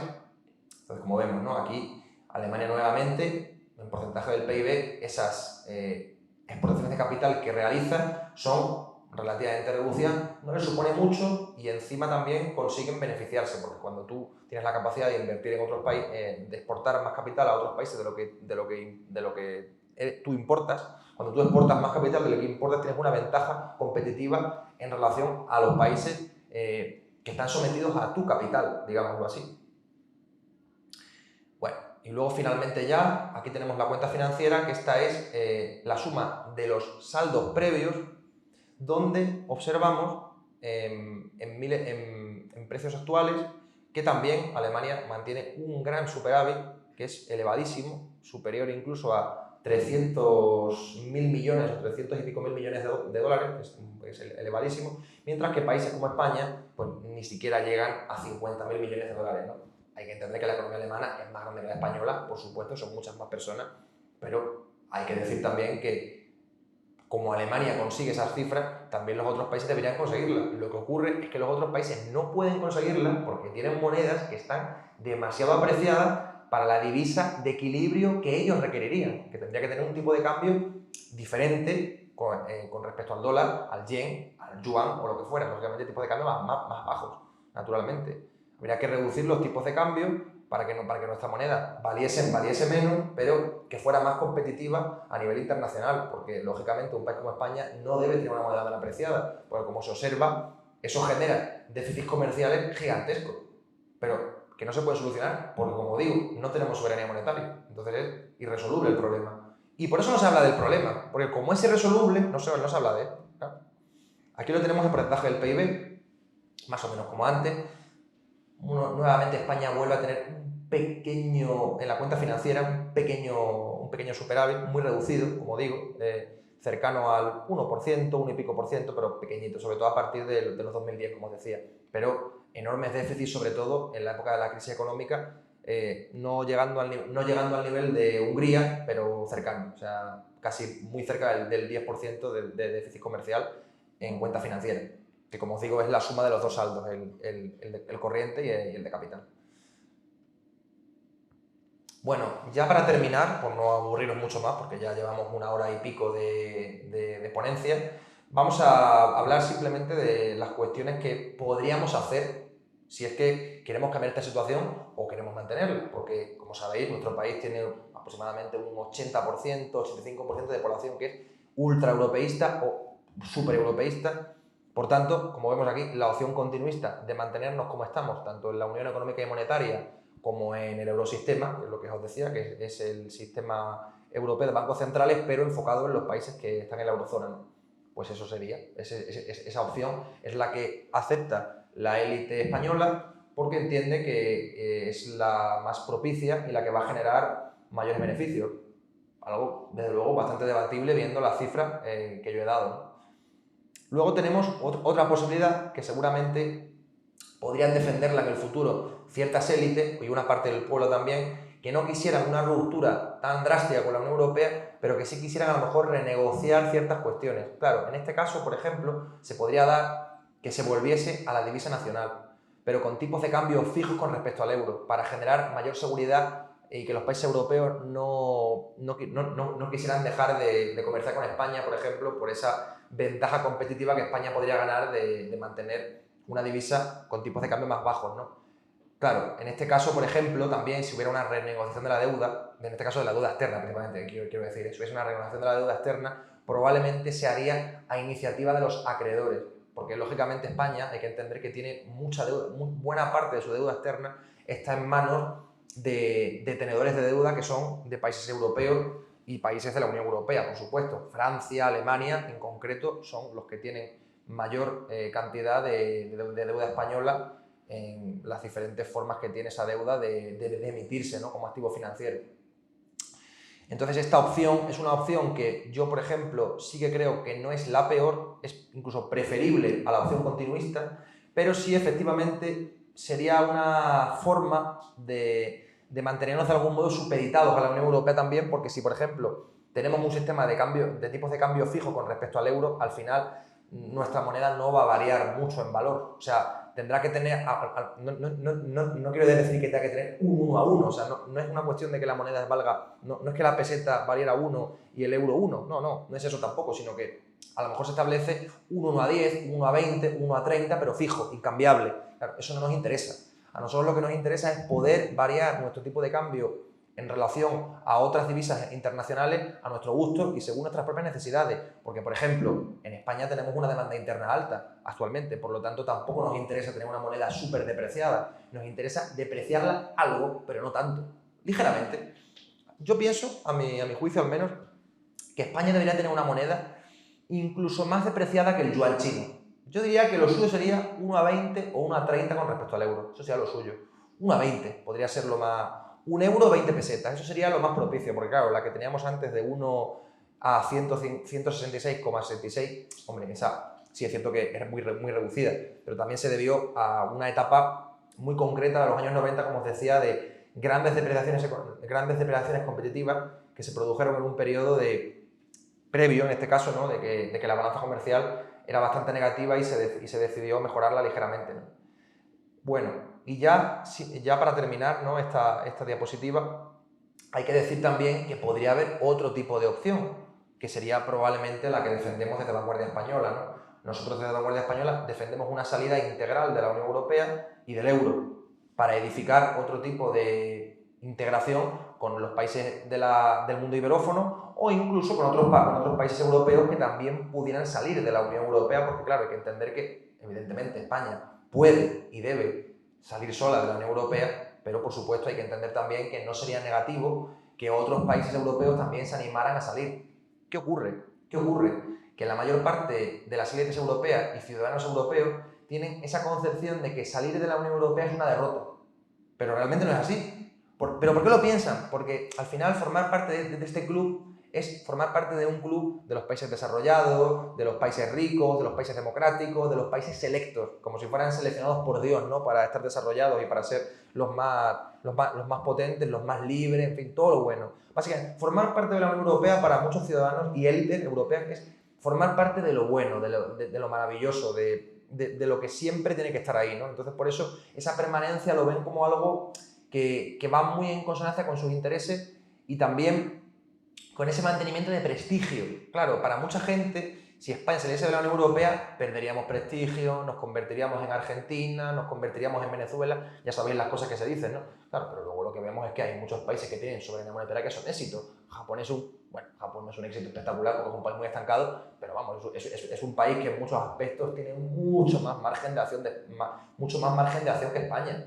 Las cosas como son, porque por lo menos tiene moneda propia y no está supeditado a un banco central dirigido desde otro país, ¿no? Porque el Banco Central Europeo está en Frankfurt, ¿no? Entonces, claro, es un tema interesante, ¿no? Pero bueno, básicamente esa opción rupturista lo que implicaría sería una vuelta a la divisa nacional, pero con tipos de cambio flotantes, como os decía, ¿no? Una salida tanto del sistema europeo de bancos centrales como del eurosistema, porque como os decía, en la reconfiguración previa podría a lo mejor mantenerse un encaje parecido al de Hungría o al de Polonia, que sí están en el sistema europeo de bancos centrales, pero no están en el eurosistema y en la eurozona, y luego una salida de la estructura política de la Unión Europea también en todos los sentidos. Y luego, en este caso, si hubiese una renegociación de la deuda externa, sería, a mi juicio, a iniciativa del deudor, más que del acreedor, en beneficio, sobre todo, de las personas que no fueran tenedoras, sino que por el contrario fueran deudoras, ¿no? Porque en este caso también, por ejemplo, si hubiese una renegociación de la deuda, se podría intentar, en el mejor de los casos, siguiendo el principio del lex monetae, intentar pagarla en nuestra propia divisa, porque un país sí tiene la capacidad de poder elegir en qué paga su deuda pública. Lo que ocurre es que los países europeos probablemente nos exigieran el pago de esa deuda en euros, porque la hemos asumido en euros. Eso es un tema bastante complicado y de hecho es un tema del que llegó a hablar el expresidente del BCE, Mario Draghi, en su tiempo, porque podría haber esas reconfiguraciones, ¿no?, de que algún país decidiese efectivamente redenominar su deuda en la moneda local, en la peseta o en el franco o en lo que fuera, ¿no?, en el marco o la lira o en fin, cualquier moneda existente previamente a la consecución del euro, ¿no? Entonces, claro, eso es un tema que preocupa a las élites europeas porque saben que es posible que un país salga de la Unión Europea y que pueda querer pagar su deuda en su propia moneda. Entonces, eso es lo que hay que perseguir. Ahora, ¿sería posible? No tiene por qué. A lo mejor, si, como os digo, ciertas élites que son más conservadoras y quieren mantener una especie como de relaciones preferenciales con la Unión Europea, a lo mejor esa gente dice, venga, la pagamos toda en euros. Sería muy difícil de pagar. Se podría pagar, pero imaginaos, una deuda externa que incluso supera el 100% del PIB también, o por lo menos está cercana, habría que ver los datos, pero no los tengo ahora justamente aquí en estas diapositivas, pero sí los he revisado antes de realizar la ponencia. Pues imaginaos, ¿no?, devolver todo ese montante que es enorme en euros cuando ya no tienes euros, porque ya muchos de esos euros los has transformado en pesetas, porque tu economía lo necesita, aunque lógicamente no sería mala idea, si el euro se mantiene, por supuesto, mantener algunas reservas en euros, sobre todo para hacer este tipo de pagos de deuda, ¿no? Y luego, por supuesto, también tratar de conseguir euros a través de esas operaciones comerciales, ¿no?, a través de la reducción del tipo de cambio y con las ventas de productos obtener divisas, en este caso euros, para poder pagar la deuda. Pero ya digo, yo creo que la mejor opción en ese caso es intentar romper totalmente y intentar redenominar la deuda, como lo decía precisamente Mario Draghi, a la moneda local, ¿no? Eso sería lo ideal. Claro, ¿eso va a pasar? Pues es poco probable. Lo más probable es que a lo mejor una parte se permita pagarla en pesetas y otra parte a lo mejor habrá que pagarla en euros, ¿no? Un 60, un 40, un 50, un 50, un 30, un 70, según. Es claro, no lo sabemos, al final son futuribles, ¿no? Y como la salida de la Unión Europea está lejana todavía, porque hay muy poca gente que ese tema le interese, pues lógicamente no sabemos muy bien qué puede pasar, pero yo sí pienso que es un tema que hay que empezar a tratar porque podría suceder que en un futuro las sociedades europeas empezarán a darse cuenta que efectivamente la Unión Europea no beneficia tanto a sus economías. Bueno, y ya para terminar y no aburriros muchísimo más, vamos a concluir esta ponencia diciendo que, como podéis ver ahí, en el periodo 2002-2023, justamente desde que se introdujo el euro en estas economías europeas, las más importantes, España, Italia, Alemania, Países Bajos y Francia, no incluido el Reino Unido porque el Reino Unido no está en la eurozona. Estas son las principales economías de la eurozona. Entonces, como vemos aquí, países como Italia, en este periodo, han crecido al 0,3%. Al 0,3%. Es que es una cifra impresionante, pero es real, ahí la tenéis, 0,3%. Desde 2002 hasta 2023. Se dice que Italia ha sido de los países más afectados por la adopción del euro. Y desde luego con estos datos, yo no sé cómo no hay un montón de personas en Italia que están de algún modo correlacionando la adopción del euro con ese estancamiento tan acusado, ¿no? 0,3% de 2002 a 2023 en promedio. Es desolador. Imaginaos lo que eso implica en salario, en bienestar, en posibilidades de la gente de mejorar su vida, en posibilidades de la gente de ascender socialmente. Imaginaos. Países como Francia, 1,22%, poquísimo. Países Bajos, irónico, para que veáis, el país que tiene más renta per cápita es el que más crece. ¿Pero por qué? Porque ese es otro país que también tiene posibilidad de tener una balanza comercial positiva. ¿Por qué? Porque su moneda, antes de la adopción del euro, también está bastante apreciada, porque es una economía más fuerte y también muy industrial y más tecnificada, e incluso que también genera más patentes, ¿no? En términos relativos que otras, ¿no? Concretamente, o sea, está más capitalizada, está más tecnificada y está más modernizada, ¿no? En muchos aspectos, ¿no? Y es más competitiva. Y de hecho tiene el puerto de Rotterdam, que es un puerto importantísimo en Europa, probablemente el más importante, ¿no? Desde hace ya muchísimos años, ¿no? Desde la época de la Liga Hanseática. Entonces, para que veáis, España 1,42% de crecimiento promedio, poquísimo. Alemania 1,10%, nada, o sea, es poquísimo, o sea, Alemania un poquito más que Italia, algo más que Italia, por supuesto, pero una cifra bajísima. Y si no tuviese, ya os digo yo, si Alemania no tuviese la posibilidad de exportación, crecería al nivel de Italia. Al nivel de Italia. Así que yo, la pregunta que me hago yo y que os hago también a vosotros y que hago a toda la sociedad española y a la sociedad europea en general ¿es la eurozona el origen del estancamiento en Europa Occidental o es una tendencia inevitable debido al desarrollo y estructura productiva de los países? Es un tema que como nadie lo estudia, porque como todo el mundo es europeísta en Europa prácticamente, pues nadie se atreve a correlacionar el estancamiento con el euro. Pero es un tema que desde luego merece un estudio. Por supuesto, ese conocimiento y la respuesta a esta pregunta exceden por mucho esta ponencia, pero yo sí creo que por lo menos esta ponencia puede servir para que nos empezamos a hacer algunas preguntas sobre este tema. Así que nada, muchísimas gracias por escucharme y con esto doy por concluida esta ponencia. Muchísimas gracias.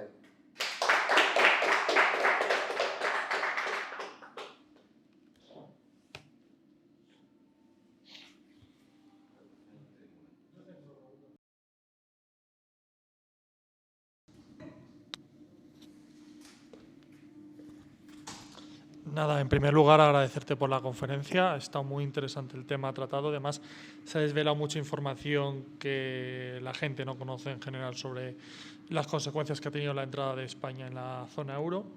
Y a mí me surgió una pregunta más de tipo más sociológico que económico, aunque se han hablado de muchos datos y demás, que sea en relación a este proceso de transferencias de competencias que hizo el Estado español respecto a la Unión Europea en el momento en el que entramos y se aceleró en materia monetaria con la entrada del euro y demás.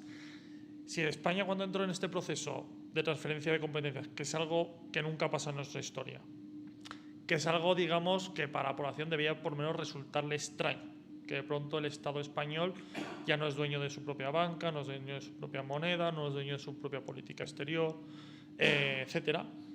La población española, a pesar de que estaba ya muy narcotizada con la cuestión del europeísmo y todo ese tema, hubo en esos momentos, durante esta época de los años 80, 90, hubo algún tipo de protesta, reacción de la sociedad civil o de algún sector, alguna parte de la sociedad civil contra este proceso de transferencia de competencias, viéndolo como no sé, como un peligro, una amenaza respecto a nuestra soberanía?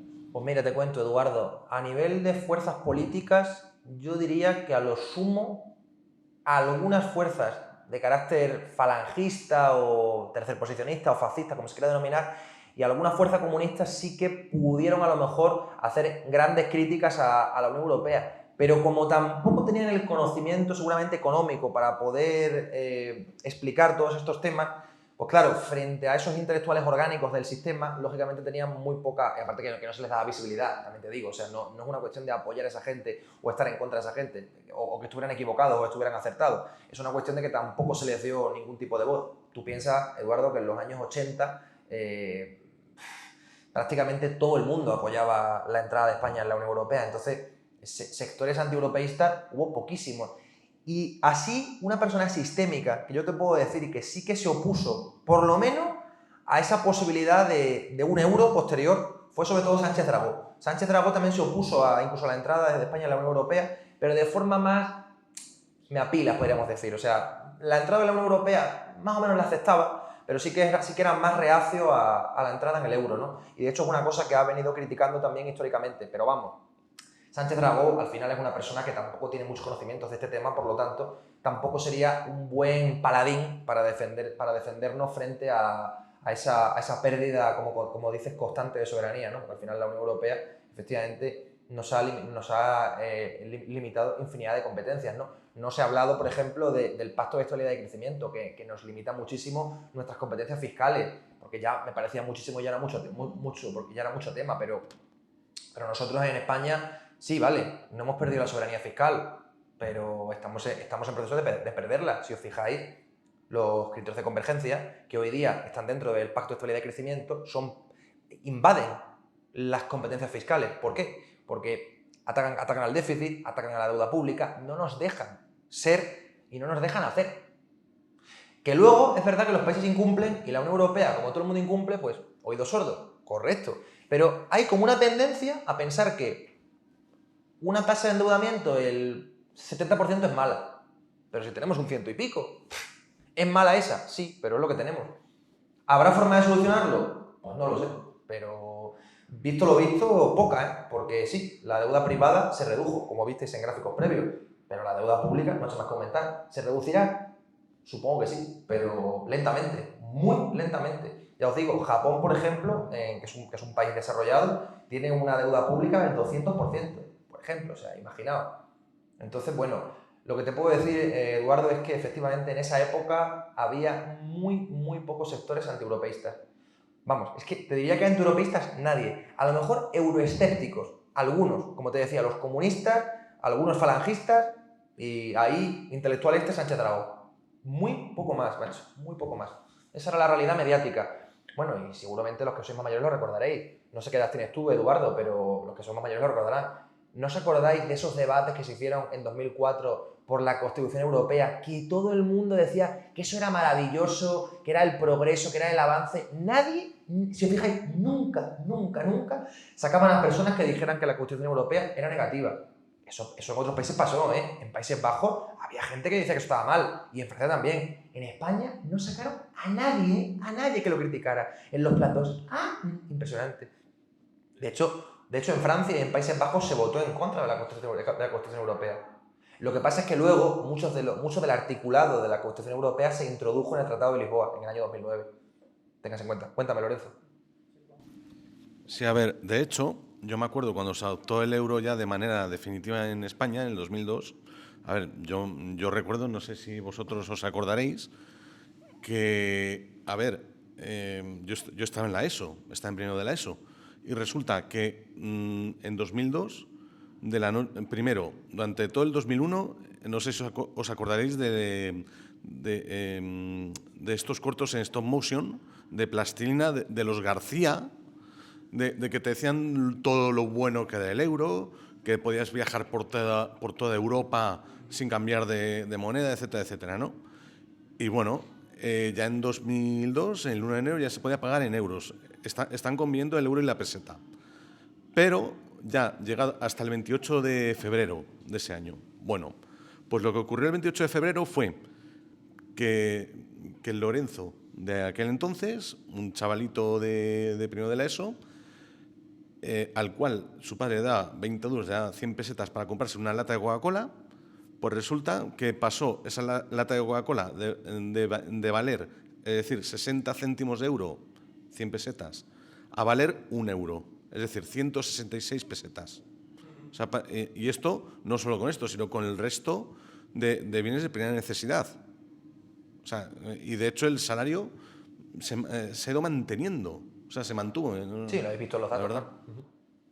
Sí, efectivamente, eso también se puede poner el ejemplo de las máquinas tragaperras o de los recreativos, ¿no? Que muchos de ellos costaban 100 pesetas y luego empezaron a costar 1 euro también. Eso pasó exactamente lo mismo que lo que has comentado tú. Claro, esto fue un robo encubierto, de alguna manera o de otra, fue un robo encubierto. Lo que pasa es que fue un robo tan aceptado que nadie se quejó, o casi nadie se quejó de forma, digámoslo así, transformadora, contrahegemónica o radical, ¿no? Como para decir, esto no podemos permitirlo. Entonces, pues eso fue la realidad, ¿no? que vivimos, ¿no? A ver, como yo viví aquellos años, porque ya tengo mis años, quiero hacer un matiz. A mí, claro, Dragón me choca que lo pongas como ejemplo, porque a mí me parece un personaje del sistema. Totalmente, y, yo no lo desde niego, luego, que conste. en fin, no sé, por ahí un día fue y soltó un desabrupto contra la Unión Europea, un día que le cogió, no sé cómo decirlo, Totalmente. que había tomado algo raro, vamos a decirlo de esa manera, ¿no? Porque esto era de tomar cosas raras. Entonces, por ahí es la un única, día Pedro. le hizo algún efecto extraño. Pero vamos, yo, que ya te digo que he vivido todas estas etapas, al que sí recuerdo que siempre se posicionó en contra, a menos de los que tenían voz en los medios de comunicación, fue Anguita. Yo pensaba que iba a salir. Anguita se oponía a Maastricht. A Maastricht, por lo menos. No es oponerse a la Unión Europea tampoco, porque el Tratado de Maastricht fue una evolución de la CE. Sí, pero bueno, por lo menos tenía ese discurso anti-Maastricht. Tampoco es que Anguita sea del todo de mi devoción, pero bueno, quizá fue el de los que tenían eco, el que tenía un talante más crítico, ¿no? Yo creo que fue un hombre que tuvo mucho éxito porque a mí siempre me pareció como una especie de obispo secular y creo que algo de eso conectaba con la cultura del pueblo español, porque lo oías hablar y era como oír a un obispo, solo que rojo, digamos, ¿no? Más o menos. O un califa rojo. Como rojo. Pero claro, es verdad que el discurso europeísta no tenía oposición, porque yo me acuerdo, por haberlo vivido, no tenía, era masivo, aplastante.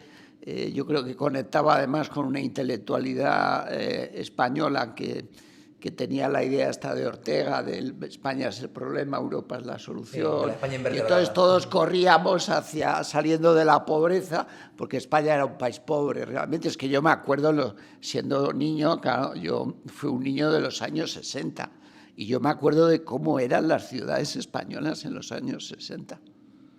Claro.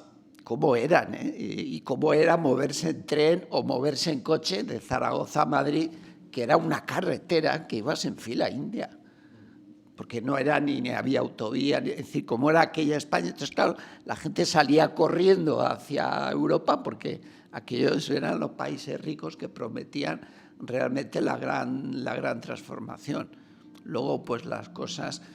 Yo creo que nos vendieron, esto lo dice mucho Marcelo Ullo, y creo que tiene razón, nos vendieron el regalo del turismo, que fue lo que hace que el país aparentemente tenga un cierto lustre.